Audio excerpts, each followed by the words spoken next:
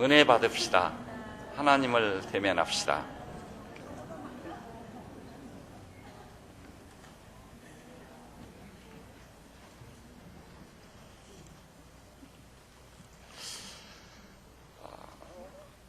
하나님의 역사 속에서 보면은 1644년부터 48년 어가는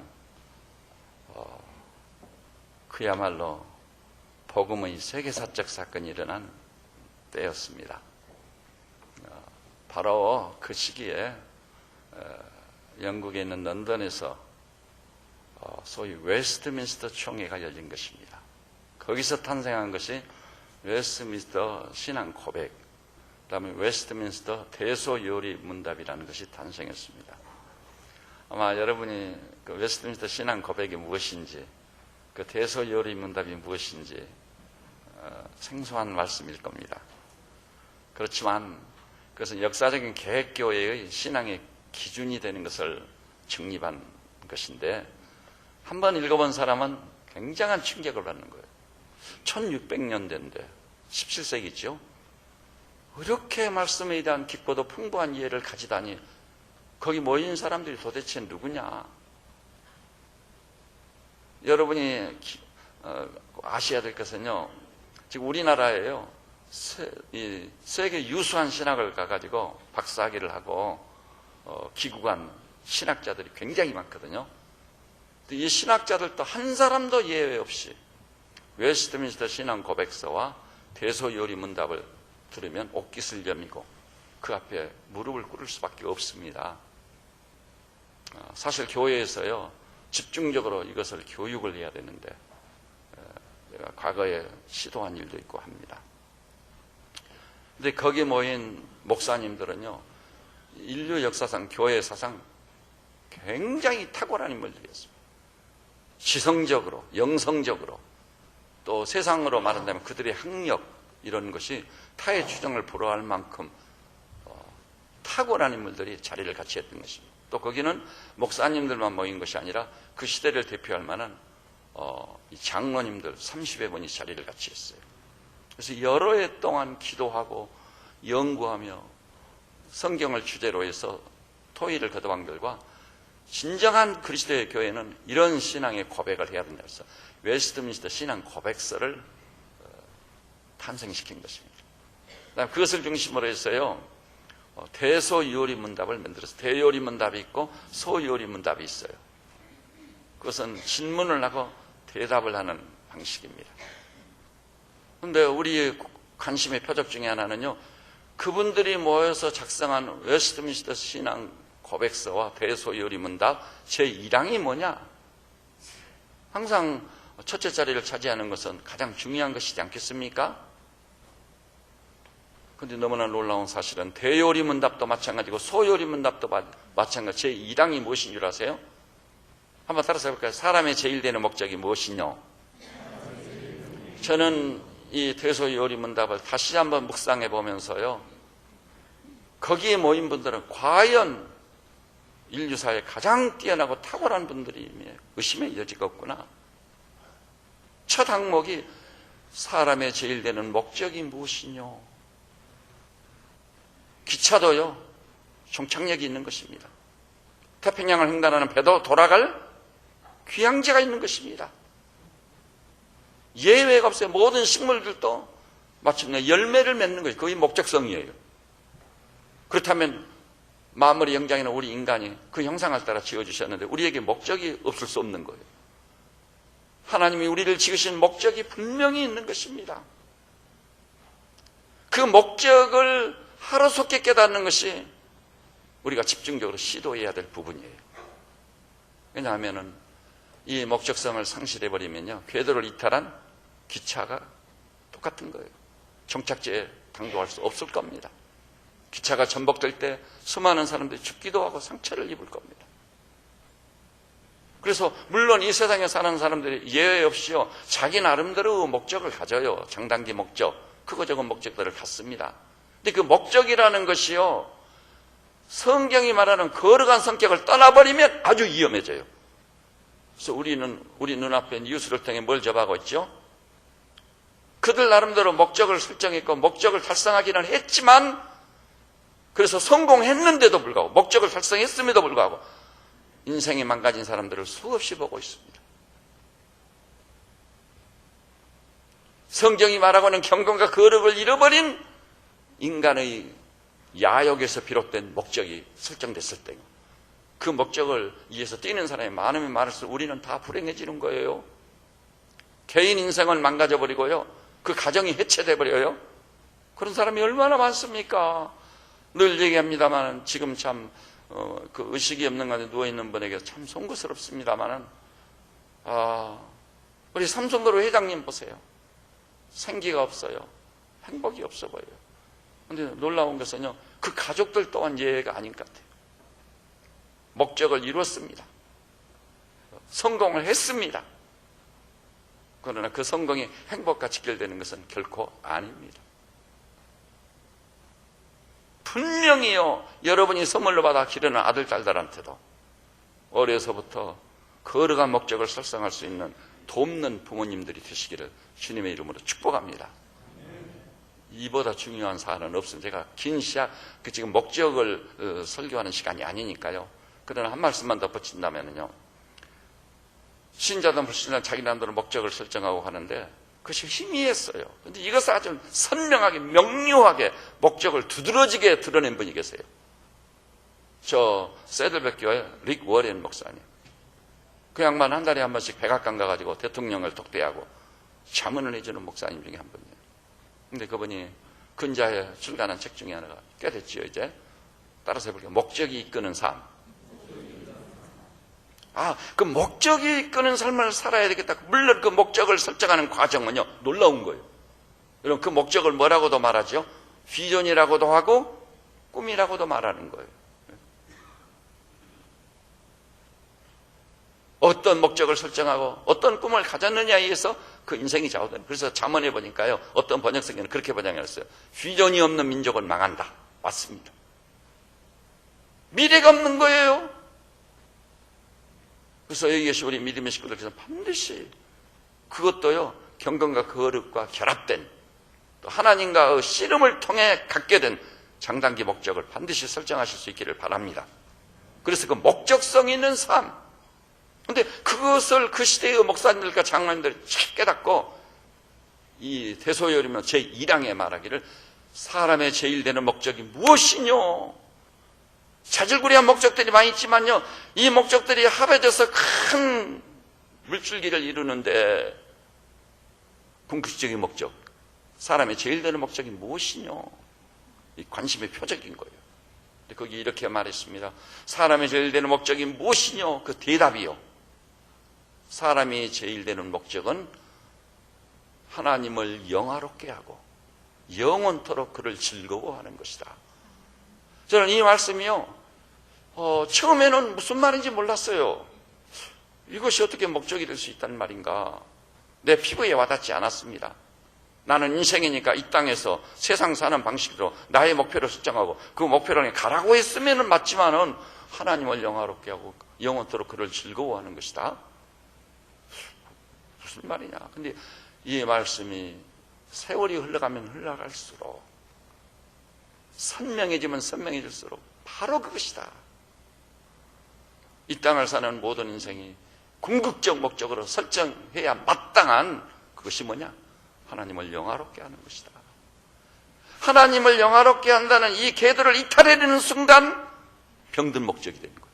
병든 꿈이에요. 그거 이룰 경우 자기도 위험해지고 남도 위험하게 만들어요. 그래서 망가진 인생이 얼마나 많으냐 이 말이죠. 그런데요, 하나님을 영화롭게 하면 하나님이 틀림없이 살아계십니다. 하나님의 살아계심을 의심하게 만들고, 또 하나님의 살아계심에 대해서 그 명료한 그리스도인의 확신을 갖지 못하게 미혹하는 영들이 너무 많이 있어요. 그럼에도 불구하고 틀림없는 사실은 하나님은 살아계시도다. 어리석은 자는 그 마음에 이르기를 하나님이 없다 하는도다. 하나님의 존재성을 부인하는 결정적인 이유 하나밖에 없어요. 어리석기 때문이에요. 하나님의 존재성을 부인하는 순간 건강한 인생이 없는 거예요. 거기는 윤리나 도덕이 설 자리가 없어요. 아니, 하나님을 부인하는 순간 우리는 짐승 중에 하나가 되는 거예요. 원숭이의 후손이 되는 거예요. 얼마나 무서운 비극이냐 이 말이죠.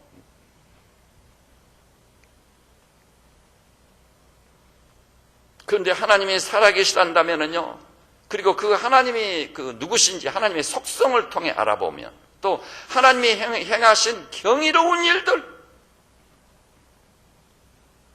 여러분 천지 만물만 보십시오. 그분이 창조하신 우주 만물 얼마나 감격스러웠으면, 하나님이여 주의 이름이 온 땅에 어찌 그리 아름답습니까?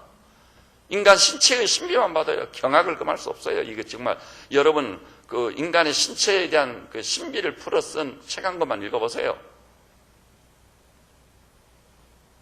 우리는 상식적으로 내가 그냥 살아 움직이니까 밥 먹고 힘 얻어 사는가 보다 간단히 생각하는데, 인간의 신체 구조가요, 그게 아니에요.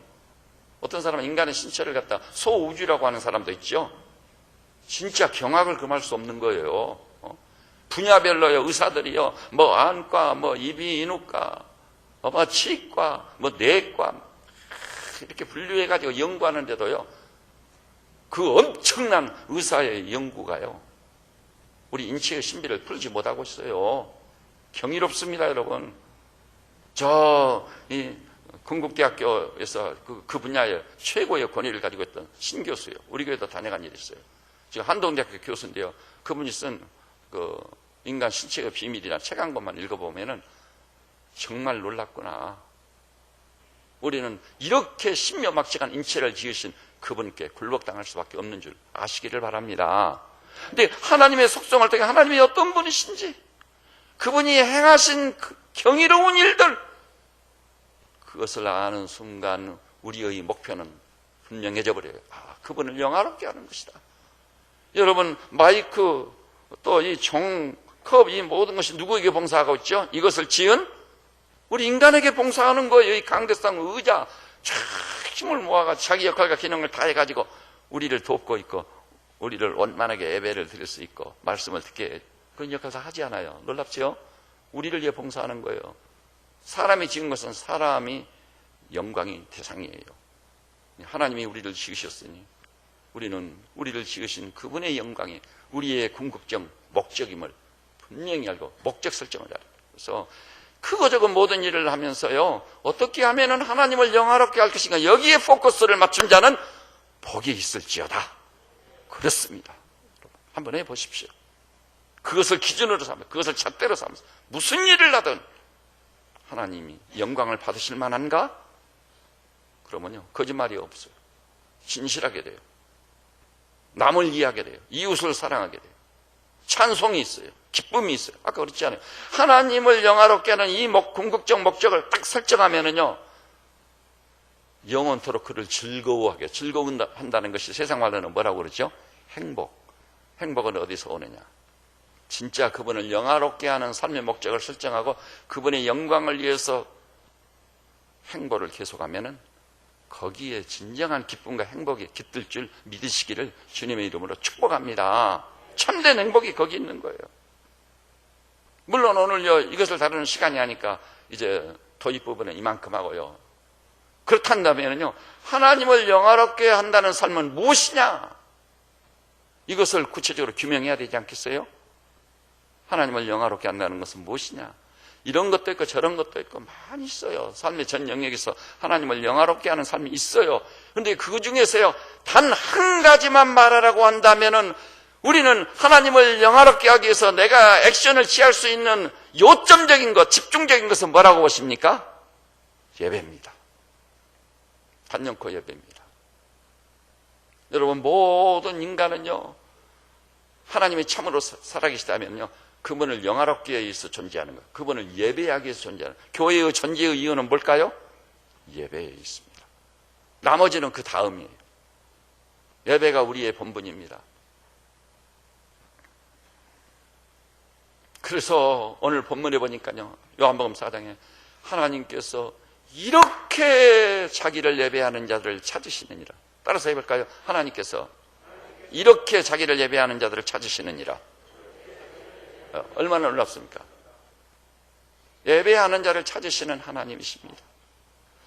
예배하는 자를 찾으셔서 그에게 은혜를 주시고 복을 주시며 그를 영광스러운 존재로 세워가지고 쓰시는 하나님이심을 믿으시기를 바랍니다.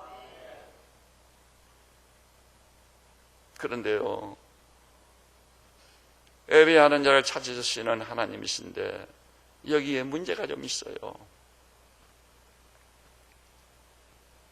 아까 예레미야 2장 13, 14절 보니까 뭐라고 그러죠?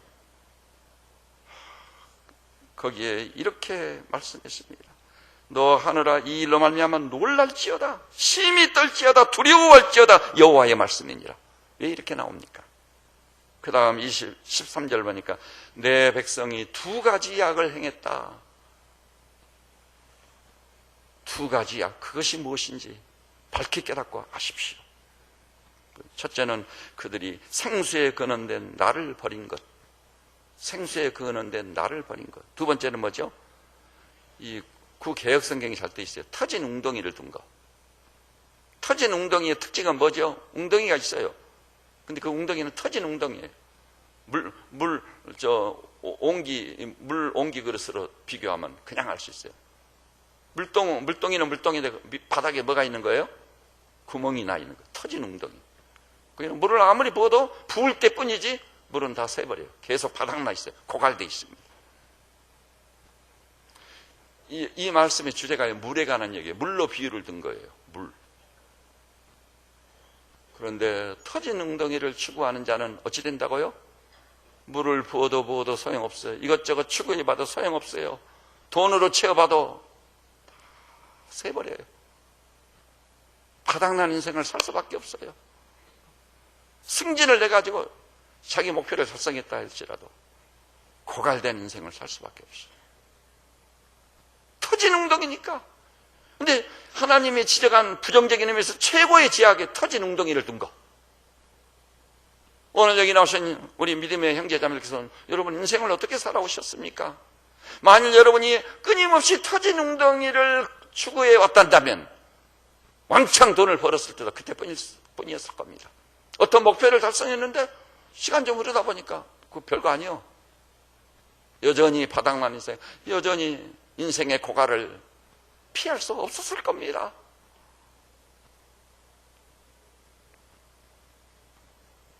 긍정적인 의미에서요. 적극적인 의미에서 이스라엘이 지은 첫 번째 큰 죄가 뭐예요?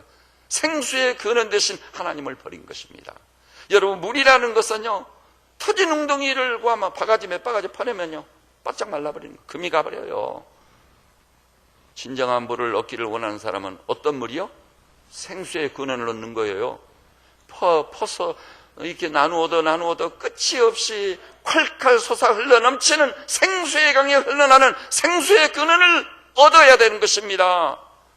그런데 우리 인생에 있어서 생수의 근원은 하나님 한 분밖에 안 계신 거예요. 하나님 한 분밖에 안 계십니다. 하나님 이외에 누가 내게 있으리요. 그래서 시편 기자가 절규같이 읊었습니다. 하나님의 내게 누가 있겠느냐. 예배도요 마찬가지예요. 예배요.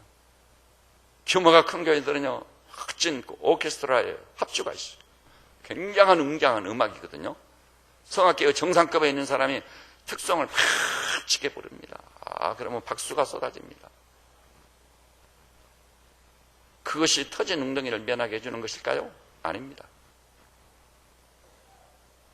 궁극적으로는요, 생수의 근원 대신 하나님만이 터진 웅덩이를 면하게 하고 생수의 근원이시니까 그분 자신에게서 생수가 콸콸 솟아넘쳐 고갈된 심령들을 충분히 적실 수 있는 줄 믿으시기를 바랍니다. 그래서 유명한 설교 황태자 스펄전 목사님이 말했어요. 성도들아, 무한하신 하나님의 은혜의 바다에 젖어보고 빠져들어라. 스펄전 목사님 알았습니다.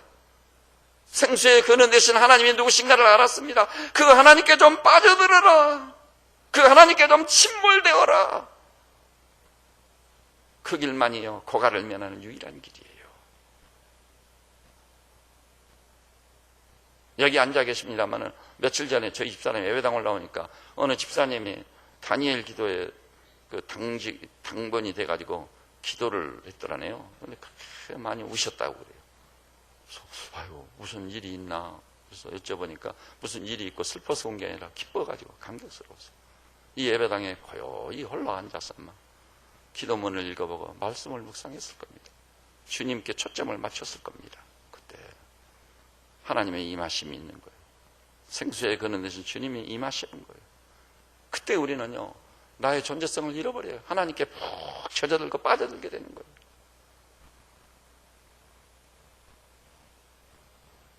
오늘 여기 나오신 믿음의 식구들이시죠. 만일 우리가요, 터진 웅덩이를 추구해 왔단다면 그것이 필요 없다는 얘기는 아니에요. 그러나 우리의 인생의 궁극적 목표는 생수에 거는 대신 하나님 자신에게 있어야 될 줄 믿습니다. 여러분, 웅장한 오케스트라가요, 사람을 감동을 줄 수 있어요. 소설도 감동 주지 않아요. 저 인천 경기장에서 열리게 하는 아세안 게임을 보고 있느라면 감동적인 장면이 많지 않아요. 때로는 눈물도 찔끔 흘리게 만들어요. 그러나 존재를 흔들어 놓고 우리 존재를 바꾸지는 못합니다. 오직 생수에 거는 대신 하나님만이 그리스도 안에 있으면 새로운 피조물이라. 이전 것은 지나갔으니 보라 새것이 되었도다. 예배하는 회중은요, 모두가 예가 없어. 하나님께 완전히 굴복당해가지고 생수에 거는 대신 하나님을 향해 한 사람처럼 나가가지고 그분께 엎드려져서 당신만이 나의 유일한 소망입니다. 오 주님, 어찌하오리까? 이 악하고 무익한 종을 불쌍히만 여기시고 긍휼히만 여겨주십시오. 지금까지 내가 터진 웅덩이를 구해왔습니다. 그것으로 감동도 있었고, 그렇지만 나는 고갈을 면치 못했습니다. 생수에 거는 대신 하나님에는 그 당신밖에는 없습니다. 이렇게 방향 전환을 확실하게 하시는 성도들 되시기를 우리 주님의 이름으로 축복합니다. 요한복음 4장을 보십시오. 사마리아 성에 있는 수가성, 그 성에 살고 있는 어느 이름 모를 여인, 잘 아시죠? 우물가의 여인처럼 난 구했네. 그 복음성가가 유명해요. 우물가의 여인처럼 난 구했네. 헛되고 헛된 것들을 그 여성이 물기르러 왔어요. 예수님과 대화 중에 우리가 같이 본 본문이죠. 주님이 말씀했습니다. 이 물을 마시는 자는 다시 목마르려니와, 터진 웅덩이니까 다시 기갈을 느끼는 거예요. 다시 고갈을 느끼는 거예요. 내가 주는 물을 마시는 자는 영원히 목마르지 않도록 솟아나는 샘물이 되리라, 생수가 되리라. 눈이 번쩍 뜨였어요. 그 물을 나에게도 주십시오. 그랬더니 네 남편을 데리고 오라. 저는 남편이 없어. 네 말이 옳더라. 지금 있는 사람도 네 남편은 아니라. 남편이 네가 5이나 있다. 여러분, 대부분 이 세상에 사는 사람들은요, 이 소위 인간적인 그 차원에서 부부간의 사랑, 남녀간의 이 사랑을 통해 만족을 얻어보려고 하는 거예요. 터진 웅덩이를 메꿔보려고 하는 거예요. 그러니까 그 사람 큰 실수한 겁니다. 여러분, 남녀간에 서로 사랑해서 부부가 되고 가정을 이루는 건 귀한 일이긴 하지만, 그러나 그 사랑이요, 목매달 필요는 없어요. 위험한 말이긴 하지 합니다. 제가 거기 목매달 필요는 없는 거예요. 그 사랑은요, 제한적이에요. 때가 되면 완전히 사랑의 병이 있는 것이에요. 그래가지고 사랑의 깊은 상처를 오히려 주고 떠나버릴 수 있는 거예요. 그런 사람이 부족이 있습니까 지금? 그리고 같이 살아도 사랑의 상처같이 깊은 게 없어요. 근데 그것을 가지고 터진 웅덩이를 메꿔보려고 하는 거예요. 안 됩니다. 그래서 결혼한 지 3년 만에 제일 많이 헤어져 버려요. 신혼여행 갔다가 공항에 오면 따로 돌아가 버려요. 이혼율이 얼마나 높은지. 위험한 사랑의 장난이에요. 모든 결혼식은 사랑을 절대화해서 말해요. 사랑은 절대할 수 없는 거예요. 인간이 하는 사랑이니까. 수가 틀리면 변질돼요. 제 말이 맞았지요? 부인할 수 있는 사람 아무도 없습니다, 여러분. 거기다가 목매달리 마세요. 그건 터진 웅덩이일 뿐이에요. 부부가 튼튼하고 가정도 튼튼하려면 길은 하나밖에 없어. 생수에 거는 대신 하나님을 정확히 만나버리면은 가면 갈수록 부부가 더 견고해져요. 가정이 더 아름답고 복되고 영광스러워진다는 사실을 확실히 믿으시기를 바랍니다. 그래서 주님께서 그 물을 나에게도 달라고 하니까 네가 남편 5이나 있지만 남편으로 만족을 못해, 사랑으로 만족을 못해, 항상 바닥난 인생, 고갈된 심령을 가지고 사는 거예요. 그 문맥에서 주님이 말씀했습니다.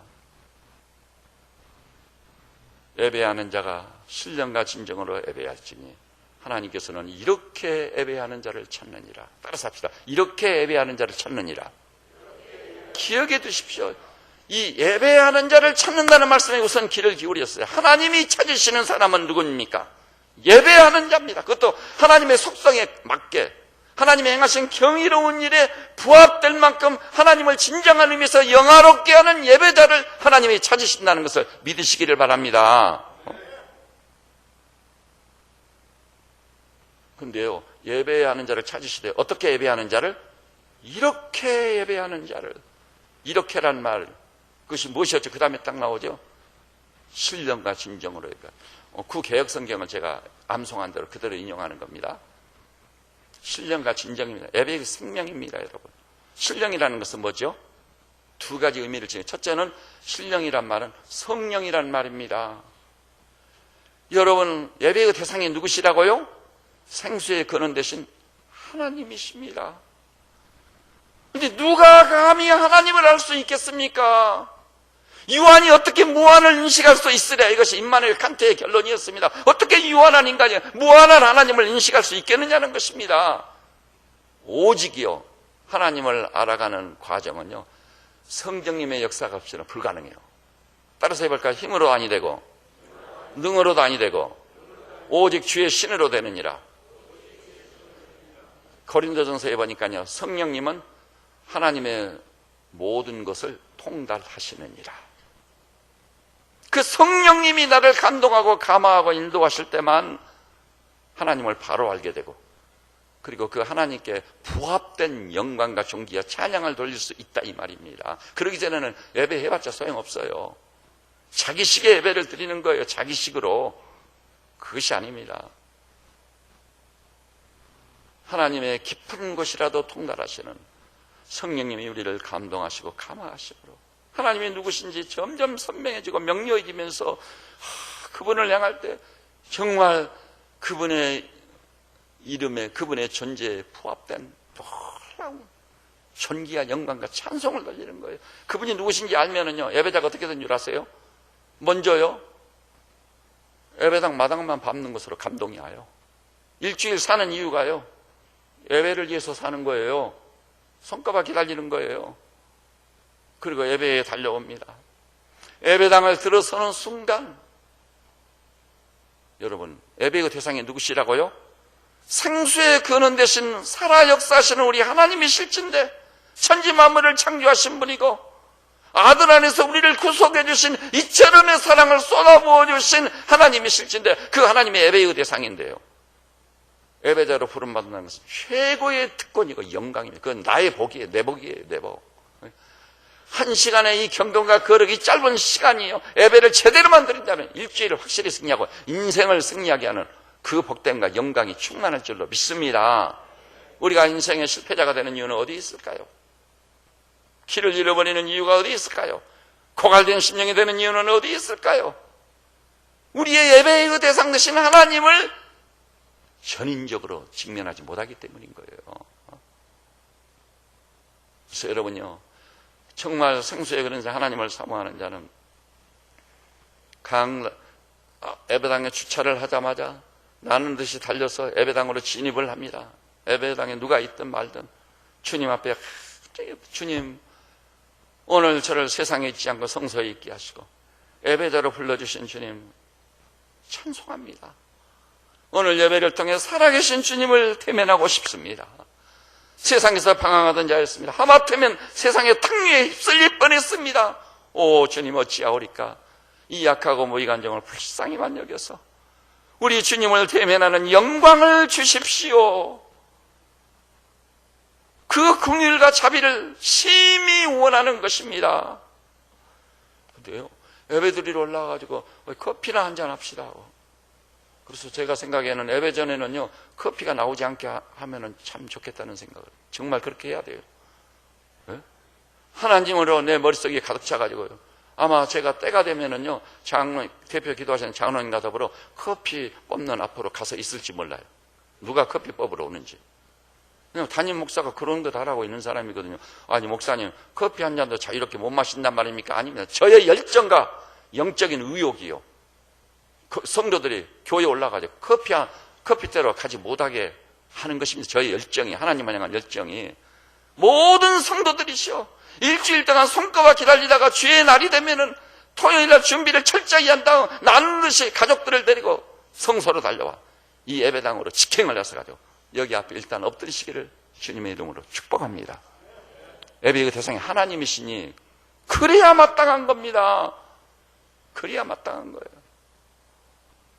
잔치는 예배 후에 있는 거예요. 커피타임은.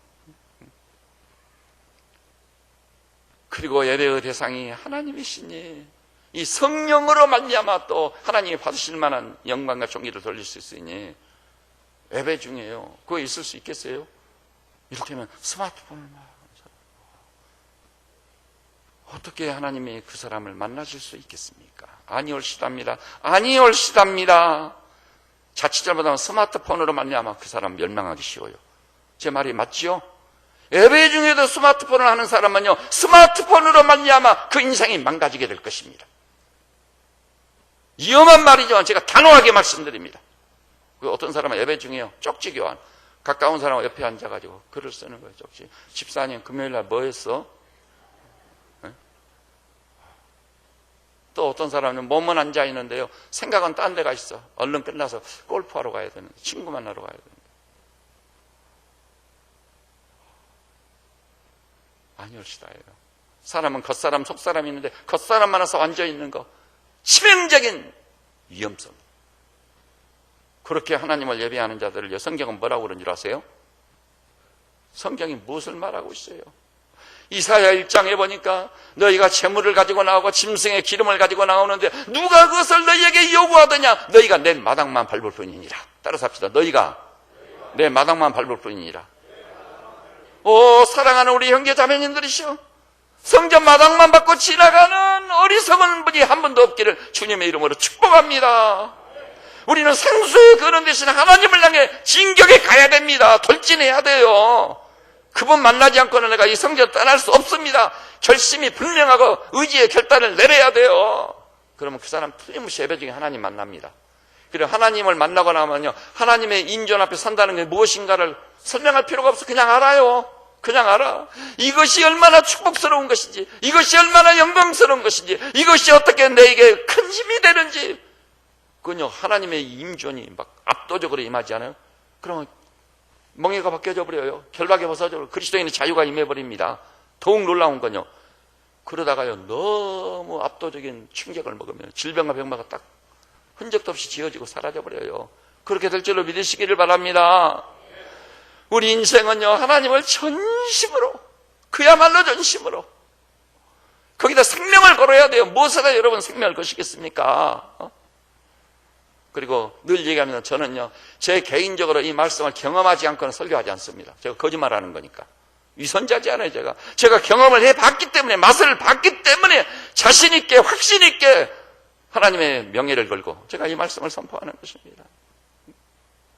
또 어떤 사람은 예배 중에요, 회의 준비하는 사람. 우리 교회는 그런 회의는 없기 때문에. 근데 다른 교회 가는 회의들이 많거든요. 그래서 예배 중에 회의 준비하느라고. 또 어떤 사람은 밑을 치면서 주보를 보고 있어요. 주보 볼 이유가 뭐예요? 또 주보에 감동적인 글을 한 편씩 수록을 제가 해놓거든요. 그 글을 설교는 안 듣고.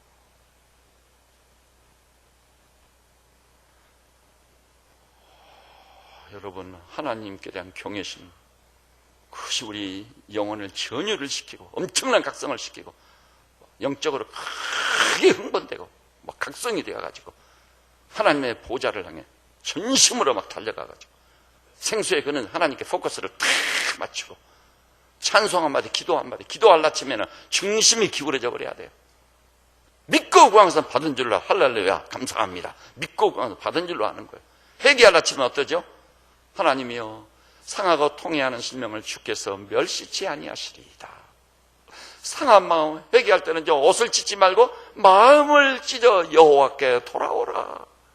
그런 놀라운 역사가 있어야 되는 것입니다. 그게 성령님의 역사가 아니라 불가능한 거예요. 그 다음에 신령이라는 말 속에 내 영이란 뜻이 있어요. 내 영, 나의 영을 의미하는 말이기도 합니다. 우리 인간은요, 겉사람 속사람이 있어요. 영이라는 것은 존재의 가장 깊은 곳에 있습니다. 여러분, 하나님을 예배할 때는요, 여러분의 영이 움직여야 돼요.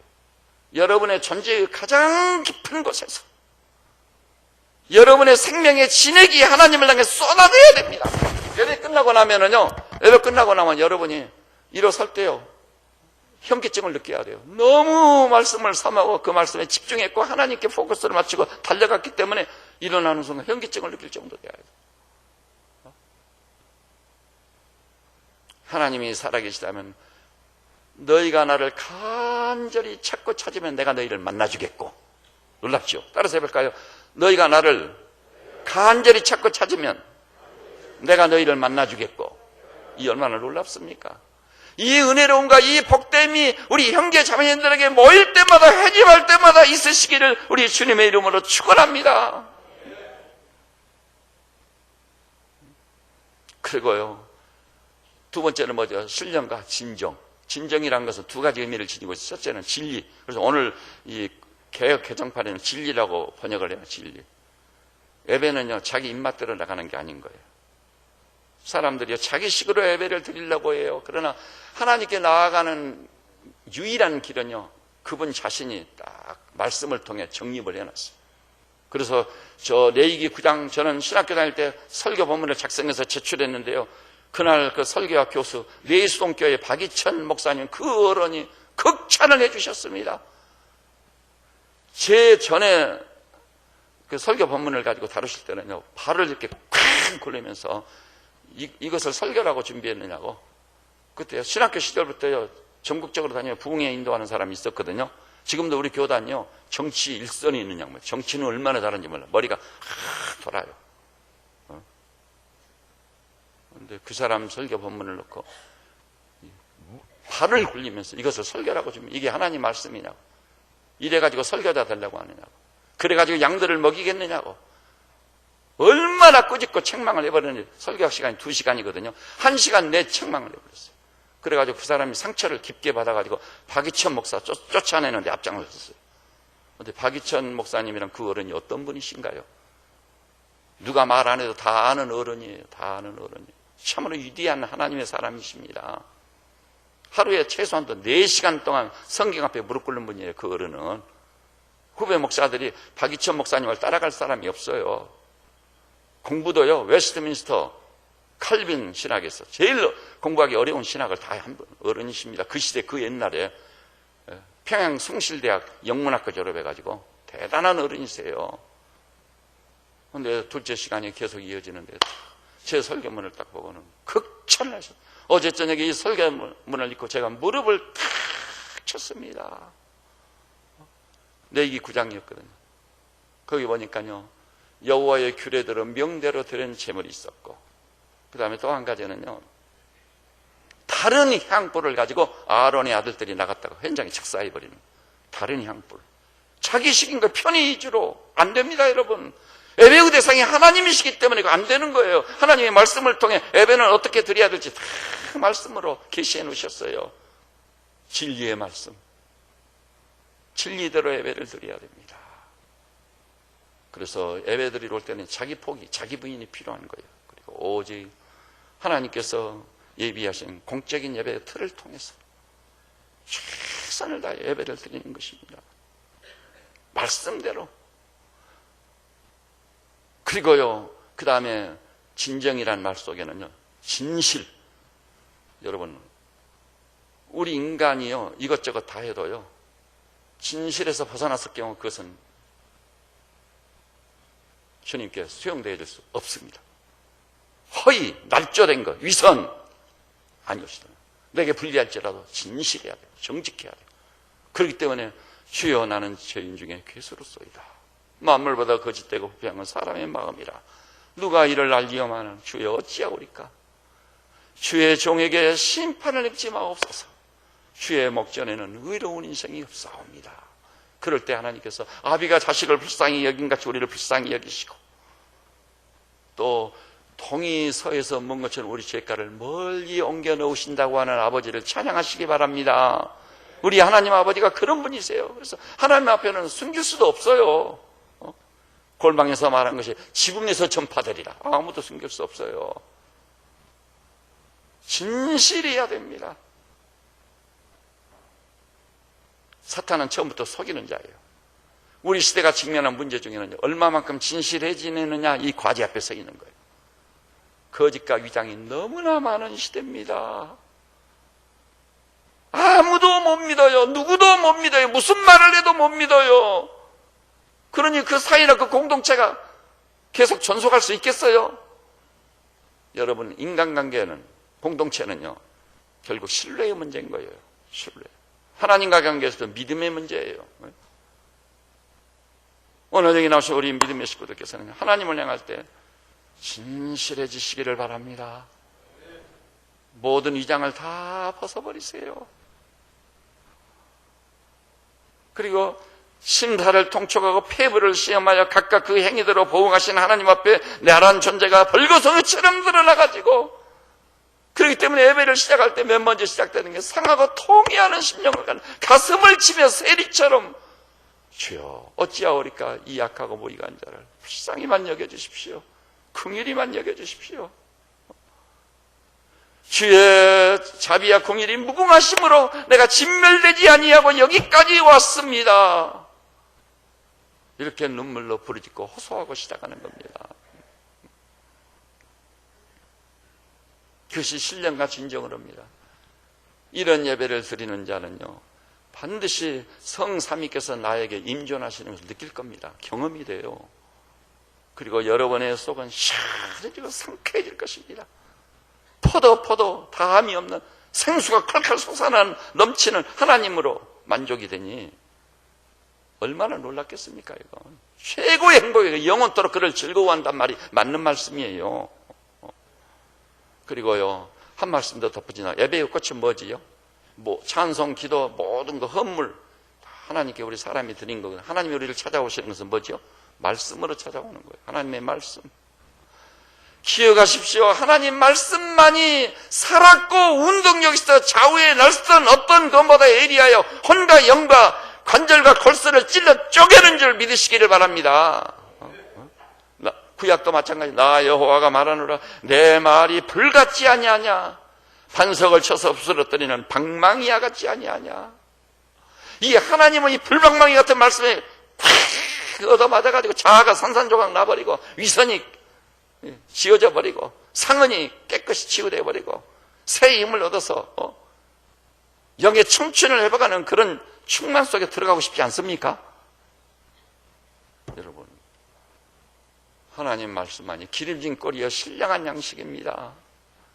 주님도 말씀했어요. 내 말이 영이요 생명이라. 하나님 말씀에 눈이 열려 이 말씀에 완전히 사로잡힌 바 된 성도들 되시기를 바랍니다. 말씀을 통해 내게 역사하시는 성령님께 완전히 사로잡힌 사람들. 여러분, 사업이 우선순위 아니에요. 여러분, 건강이 우선순위가 아니에요. 여기에 우선순위를 두세요. 아까 말씀드린 터진 웅덩이, 그것을 추구했던 지나간 날의 삶은 등 뒤에 던져버리세요. 그리고 이제 생수에 거는 대신 하나님께 포커스를, 오직 하나님께만 목적성을 두고 하나님께만 소망을 두고 달려가는 우리 성도들 되시고, 그 일 안으로 그분의 영광이 목표가 되시되, 예배를 통해서 진정 그분을 영화롭게 하는 새로운 길의 삶이 오늘부터 우리 성도들에게 시작되시기를 우리 주님의 이름으로 축원합니다. 그리고 예배에 혹시 회방이 될 만하고 방해가 될 만한 것이 있다면 생각해 보면 알아요. 예배의 대상이 하나님이시 내가 하나님 존재를 이룰 수가 있는 건가? 여러분, 예배 시간에요, 조는 거. 사도행전 보니까 사도행전에 사도바울이 말씀을 전하는데 창가에 앉아가지고 졸던 유두고는 떨어져 죽는 일이 생겼어요. 바울이 살려놓지 않았으면 영원히 죽었을 거예요. 예배자의 정신적 자세에 의해서 완전히 달라지는 거예요. 여러분 보시죠. 외래 강사 가서 제가 이 자리에 앉는 거. 지난번 김양수 선교사 갔을 때 그 주간에 굉장히 피곤한 날이었습니다. 할 일이 너무 많았어요. 제가 처리해야 될 일이 너무 많고 무거운 멍에로 작용하는 것도 있습니다. 지금 제가 이번 주간에는 그 문제를 이제 해결하려고 이번 주일 보고 이번 한 주간 동안 내가 그걸 해결하기 위해서 나서려고 합니다. 그리고요, 금요일 저녁 기도에 토요일 날 온종일 사역하고 저녁에 제자 훈련하고 집에 10시가 돼서 가가지고 주일날 아침부터 사역을 다 시작해요. 김양수 선교사가 왔는데 점심시간에 또 새가족 공부하고. 근데 너무 피곤해서 눈도 좀 감고 싶고 잠시 졸고도 싶어요. 근데 예배 시간에 졸면은 정말 매력적이에요. 얼마나 잠이 단지. 그래서 어떤 사람은요, 예배 드리러 온 이유가 졸기 위해서. 졸고 나면 머리가 시원해지고 상쾌해지고 맑아지는 거죠. 근데요, 조심해야 돼요. 미혹의 영이어서. 제가 김양수 목사님 토시 하나도 안 틀리게 선교버거를 확실하게 듣고 은혜를 받았어요.